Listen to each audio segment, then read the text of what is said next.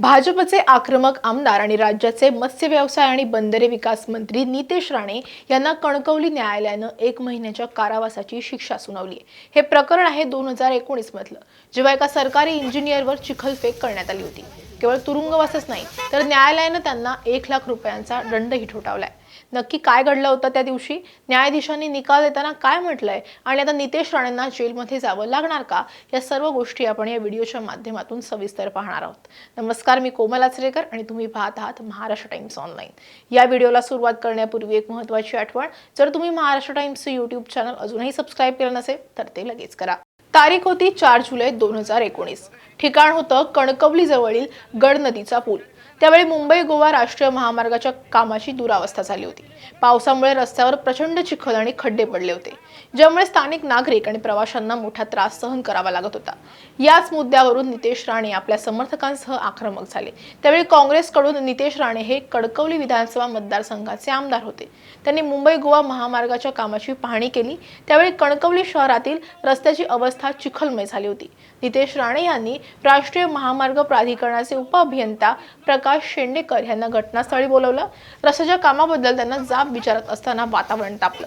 संतापलेल्या नितेश राणे यांनी त्यांच्या कार्यकर्त्यांनी अभियंत्यावर चिखलाच्या बादल्या ओतल्या आणि त्यांना बांधून ठेवून चिखलातून चालत नेल्याची घटना घडली होती।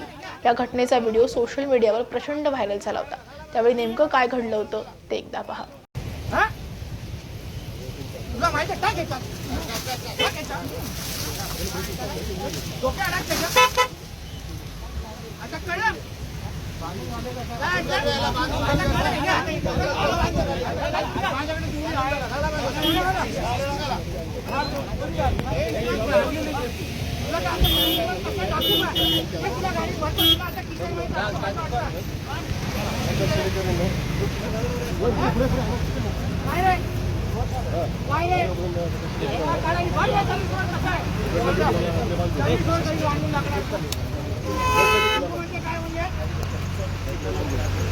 लोकांनी काय करावं, मरावं का तुझ्या समोर?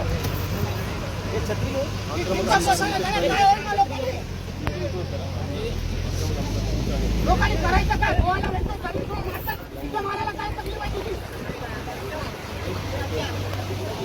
सगळं आता तुझं काम बंद। एक पण भेटतो आता मला, एक पण तू सगळं बुलडोझरच्या पिलाच्या मार्गावर काढून टाकायचं। मला 15 दिवसामध्ये सर्व्हिस रोड पाहिजे इथे।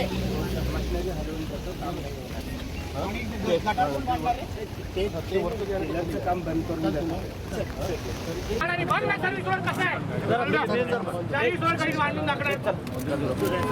म्हणजे काय म्हणजे काय लोकांनी काय करावं, मारावा का तुझ्या समोर? हे छत्री आहे, ही भिंत कोसळल्या झाल्या काय होईल मग?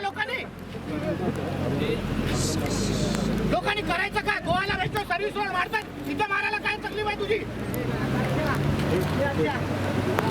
सगळं आता पिलरचं काम बंद।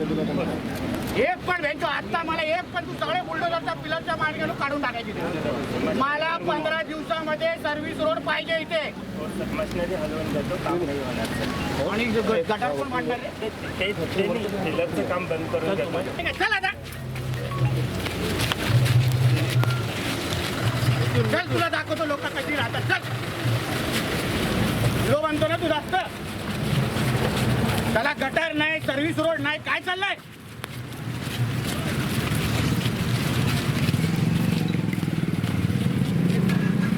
आणि मग पोलिसांची धाक दाखवतात। त्या अभिभूषणावर कशाला केस टाकली रे तू? 2 तास बसले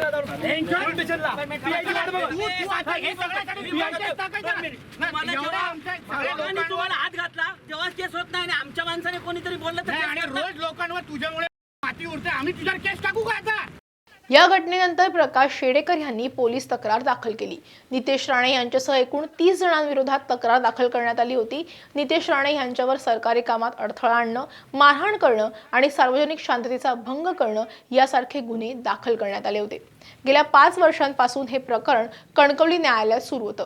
सरकारी पक्षानं अनेक साक्षीदार आणि पुराव्यांच्या आधारे नितेश राणे यांनी कायद्याचं उल्लंघन केल्याचं न्यायालयासमोर मांडलं होतं। 27 एप्रिल 2026 रोजी ह्या प्रकरणाचा निकाल लागला. कणकवली न्यायालयानं आपला निकाल देताना नितेश राणे यांची न्यायालयानं निर्दोष मुक्तता केली आहे. मात्र सार्वजनिक शांततेचा भंग करणं आणि इतरांना त्यास उद्युक्त करणं या कलमाखाली त्यांना दोषी धरून 1 महिन्याचा कारावास आणि 1 लाख रुपयाच्या दंडाची शिक्षा ठोठावण्यात आली आहे. जिल्हा न्यायाधीश श्रीमती VS देशमुख यांनी हा निकाल दिलाय. या प्रकरणातल्या अन्य 29 संशयित आरोपींची देखील निर्दोष मुक्तता करण्यात आली आहे.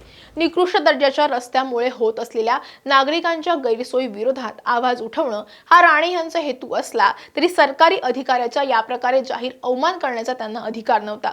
असे प्रकार जर सतत घडत राहिले तर सरकारी अधिकारी त्यांचं कर्तव्य प्रतिष्ठेने निभावू शकणार नाहीत.